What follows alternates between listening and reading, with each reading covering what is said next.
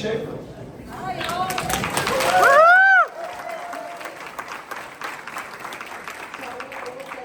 My full name is Christine G.D. Schaefer. You'll learn what the GD means as you get to know me.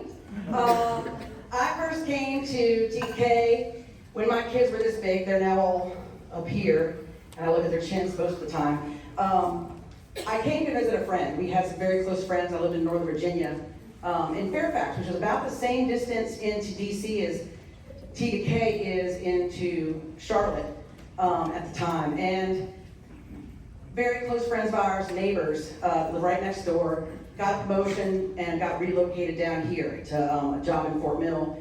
And they bought a house in Tega Cay, and they told me how magic it was here. And I wanted to come see for myself. I missed my friends a lot. I worried a lot about them, and I wanted to come see. I don't know if you know much about living in the DC area. Neighbors don't talk to one another there. They live you live next door to somebody for 20 years and not even ever know their name. So what we had was rare. Neighbors who knew each other, did everything together. And we came here to visit, and we went out on the lake and spent the day at the sandbar and learned what it means to say, take it easy on your first day in Tega Cay. Pace yourself. And we sat and watched around a fire pit and looked at the stars, and we were very entranced by all of it. But what I loved the most was how quickly they had gotten absorbed into the community, and neighbors became friends. And everybody, on their block knew each other. And I thought that was pretty great. So it wasn't that much longer after that we bought land here, moved here with our kids. They got to be free, what we call free range again. They got to go play out front and run around the neighborhood, and that was all very special. So what I'm here today to do is not pitch you on a new restaurant, but to make you a promise that is being made by a Tega Cay and for Tega Cay to reinforce the foundations of what is important in this community. Make sure the work here, live here, play here motto takes a whole new level of values and sense of community pride. So as we look at what we're doing here, we've talked about calling this TCs because really this space, the clubhouse and the Glennon Center, don't belong to any one person. They don't belong to any company. It belongs to Tega Cay.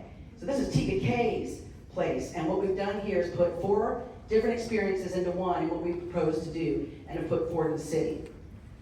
The idea being, you can come here and be here all day, every day, and then everybody has some experience meant for them. You can start your morning here, coming into TC's Trading Company, get coffee, a breakfast sandwich, and sit with a friend on the porch, the back porch, and you can chat and be here all day. You can go to the public house, which is going to be right there next to it, and I'll show you the plans. You can see the plans in the back later. But the idea being, you go to the public house with your laptop. Maybe you work remote and you just want to get out of the house. I've worked remote for a long time, worked in my in-house office. It's not fun when you never get outside.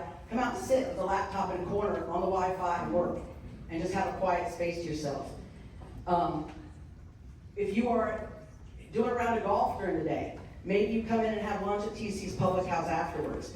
You go to that back bar that you've always gone to, get a nice sandwich, get a short rib poutine plate after a nice long round of golf, or maybe you are with a ladies group and you want to do an ahi tuna stack, and I shouldn't say, maybe the women want a short rib poutine as well. With the idea that at any point you could come through. Maybe you come to the trading company and you just get yourself a soup, a prepared soup that's ready to go. Or maybe you get a sandwich, or maybe you grab an entree to take home with you for dinner that night. And you could even take your sandwich if you decide to buy at the trading company and go sit in the lobby with the lending library and just hang out all day. This is a community hub, a community gathering space. There's no reason you can't be in it all day. And if at the end of the day, you haven't been here all day, you want to come home and you want to go, don't feel like cooking dinner, you can come grab chicken pot pie for family entree and take it home, maybe a bottle of wine too. Maybe you're celebrating an anniversary and you can head into the Miranda room for fine dining, steak, seafood, high-end things, get a Wagyu burger if you really feel like it, and have a nice evening, quiet, in a nice space that's meant for that's where you're supposed to be. If you're on the boat, it's the weekend, grab a lake on the lunchbox and take it with you as you head to the marina and go out. There's so many options and so many things to choose from. A lot of people who've already kind of heard some of our plans in advance ask, how is all this possible? Well, it kind of starts back, and if you go back, if you look at what I've done in my life, I have not been a restaurateur. I am a business person. I have done everything from get my undergraduate degree in business administration. I have a master's degree. I worked my way up through multiple things. I worked my way through college. I did work full-time during the day, 40 to 50 hours a week. At night, I was taking a full course load. I know hard work. I know business. And I know how to pull things together. And over the course of my career, I've done everything from being head of sales, marketing, operations. I made VP of marketing operations in one company by the time I was 34. I've gone on to be a CMO, a COO. And there's one thing in all of that, whether I was managing a business that was $500K in revenue or $24 million in revenue, there was a consistent thing that happened every time. And it wasn't me. It was about building a team that knew what they were doing. Taking the best of the best at their things, probably better at any particular thing than I was, and let them shine and do their thing. And that's what we've done here. TC's is not just about me doing what I want to do here. There's a group of 4 of us that each have expertise at what they're doing. I'm obviously the operations and metrics kind of guru, some marketing and sales thrown in there. I know how to create a sustainable business. My husband, Carl, he is an interior designer. Now, an interior designer doesn't mean decorator. Interior designer is somebody who draws walls and plans spaces. His expertise is going through and figuring out how people are going to interact with the space. Does that wall need to be there? Is that going to get in somebody's way as they're walking out to the deck? Is there need to be more doors to the deck? What needs to happen with the space? And what I love about my husband, because I'm his worst client, by the way, we've renovated and done 3 houses in our marriage, and we're on our, what we decided is our final one now, our forever home. We said that we're not going to renovate anymore. He's got an attention to detail that is just phenomenal. When he worked for the architecture firm in DC doing commercial architecture, and they needed somebody on the team to design this special piece to bring together some floating walls in a special way in an existing old building where everything's kind of cockeyed and out of whack. They turned to Carl and said, you only got a 1/64th inch tolerance of room to mess this up. And they decided he was the one that needed to do it. They purposely machined a metal piece to make these walls work. It was a lot of money.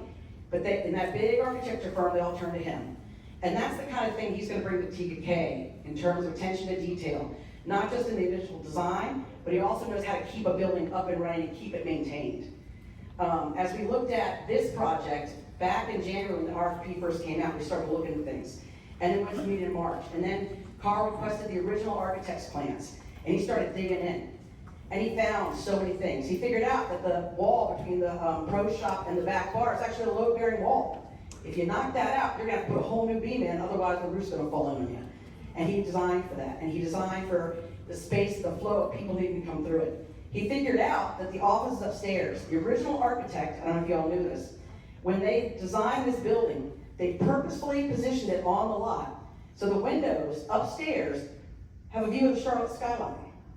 And so he said, you know what? We need that view to be here for everybody. And he figured out a way that we could turn that into a VIP dining room upstairs, and you'll see that in the plans in the back. He absolutely has thought through every aspect of your experience with this building that he can possibly think of. But that being said, he's not an arrogant man. He's actually pretty humble, and that works to my advantage because he never notices when ladies are flirting with him. He absolutely loves to hear things, and he's been talking to everybody and anybody who will give him feedback on his plans. The plans you're going to see in the back afterwards when you go talk to him, that is probably the 12th iteration of those plans. He's talked to so many people in the community and ran things by them and brought more feedback in, and that was really key. And then our other partner, Mike Bader, he's our culinary director. He's bringing that expertise in. He's a rare find. You often find chefs who've had a lot of restaurant experience in some catering or a whole lot of catering in some restaurant. Mike's done a ton of both. He has been an executive chef in a golf club restaurant. He's been a private chef in the Hamptons. He's catered an event for almost 20,000 people. And that's a rare thing that somebody can take all that and bring it into one space. I've actually eaten at Mike's house, known him for years, well over a decade at this point since we moved here in TK. And I've eaten his house, I've eaten a burger he's made, I've eaten a hot dog he's made for me. I've eaten high-end, I've eaten the salted caramel boudin at the Speckled Pear. It's always all so good. And the reason for that is Mike really, a long time ago, figured out as he was becoming a chef, even with his family and cooking at home, he knows that whoever he puts a plate in front of expects that plate to be his best plate. And so he has figured that out early, and he's been training every chef under him, every person in the kitchen, every sous chef, every line cook. Since then, every plate needs to be the best plate. Whether you're serving a Mediterranean chicken wrap in the public house, or you're serving a chilled seafood platter in the veranda room, it's all going to be that special experience. Mike's wife, Robin, I've known her longer than I've known Mike. I actually met her when we lived in Fairfax. She's a good friend. I like to tell the story of the first time I met Robin. I was at a party with our neighbors, and obviously there's a lot of kids running around. My son at the time was, I think, 3. Actually, I should remember this because it was a pretty big night for Wes. He was playing with kids and decided that jumping off the sofa was a good idea, and landed on his head on something and cracked the back of his head open. And Robin was the first person to scoop him up and comfort him until I came running. And even though he just barely knew her, she has such a comforting presence. You've never hugged by Robin, it's awesome. But hopefully not too many of you, that'd be kind of weird. So, so at the end of the day, it's always struck me, Robin cares about people.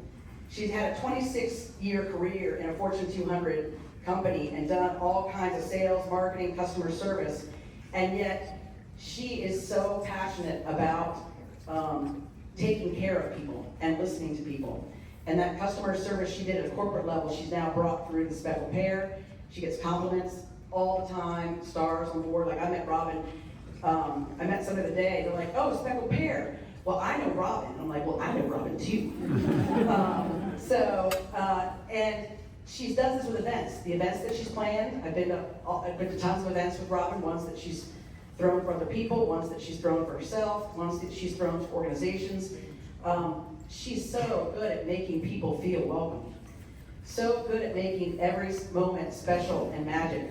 I used to tell people that the only people who are better at making a magic moment all work at Disney. So that's the point, though, is to bring together a team and let them shine. So I guess at this point, I really should start talking about a little bit about what we're going to do from here. I've told you about the experience. I've told you about us. I want to tell you a little bit about our business plan. So I'm going to go ahead and advance a slide.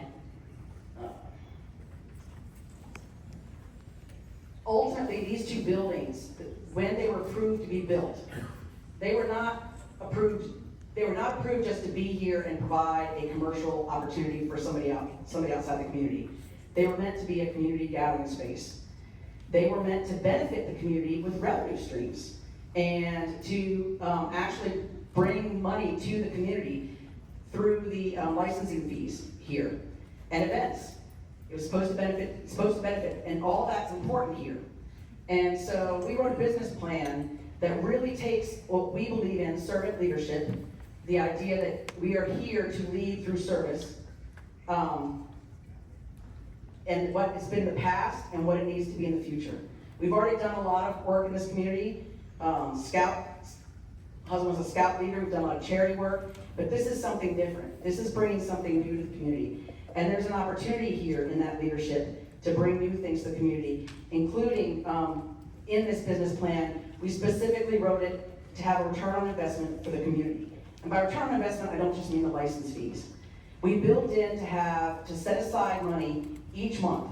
Part of the revenue is built into the budget, set aside a certain amount each month to continue renovations, not just pay for the existing ones, but to move from there. Then invest in a salesperson who's going to bring in not just the professional salesperson dedicated to making sure LPL Financial throws an event here and brings that money here and doesn't just use the Courtyard by Marriott in Kingsley, right? There's a lot of big companies in this area who could be bringing their revenue into TDK during the day. Weekdays, Mondays during the week when we're not using this space. Why not have a company come bring their money here and use it and spend it on us? Carl and I, as I said earlier, we're renovating what we're calling our forever home. It's the last time we're going to renovate. We're down off of Molokai. We can't get out of the TK without driving by here. It'll make it nice for everybody, because then you'll know where to find us if you don't like something here. But it also is nice for us because you can bet that what we want is a place that we want to bring our grandchildren. And that's baked into the business plan. This is not just about profits, it's about people. Ted Leonsis used to wrote a book about double bottom line, profits and people, that every business should have both, and have both in consideration. We built that in. And when I say detail in this 5-year plan, my husband makes fun of me. My mom calls it my magnum opus. Our business plan looks at every hour, every day, for the next 5 years, how many people have to be seated here for this to become a sustainable business, economically sustainable. It also has built in all the special metrics that we need to be transparent through reporting to whoever wants to hear it about how we're performing and whether or not the business is sustainable and whether or not it's doing the things that we thought it was going to do. Ultimately, while I've been in business, my master's is a Master of Science, and I believe in a hypothesis test measure, and a business plan is just that. It's a hypothesis, then you watch the metrics and you see if it's going to come out the way you think it should. We're looking at a business plan that needs to be adaptable to change. So if anything changes here in the community, our demographics, maybe all of a sudden the marina explodes, there's more going on down there. Anything changes in the community, we've got to have triggers built in that we can change and adapt to that. If, for example, there's a global pandemic and all of a sudden we're not allowed to go outside anymore, we've got to figure out how to serve the community still, whether it's through box lunches that they pick up in the parking lot, right? There's something that has to change. And then finally, we built in the business plan mechanisms for accountability. You'll be able to, when and how you can get in touch with us and give us feedback on how things are going. But I want to talk a little bit more about why and how all this is possible, because it's not just about the leadership or the business plan. The TCs is going to be a place for everyone, every day, all day. We're going to make sure that this space is thriving and giving back to the community in a different way, both by providing spaces for people to come be, whether you're a kid or a single or a married couple or a family or a golfer who's just here for the day, there's got to be a space for you. One of the best quotes that I like is, the best way to lift yourself up is to lift up someone else. So because we live here, because this is our space, we've got a hyper-local business plan to figure out how to support local artisans. I don't know if you guys know how many artists and artisans and entrepreneurs we have here at TK, but there's a lot of them. We've got beekeepers, we've got a microgreens farm, we've got videographers, we've got people painting, doing fine art, we've got folks doing everything under the sun. I watch them on the bulletin board all the time. I've met a lot of them. Before we did this, I met with tons of people back in February, March to get feedback on, would you want to participate? Do you want to put goods in the market? I met somebody who makes purses, hand makes glass bead purses to take to cocktail parties. They're gorgeous, beautiful.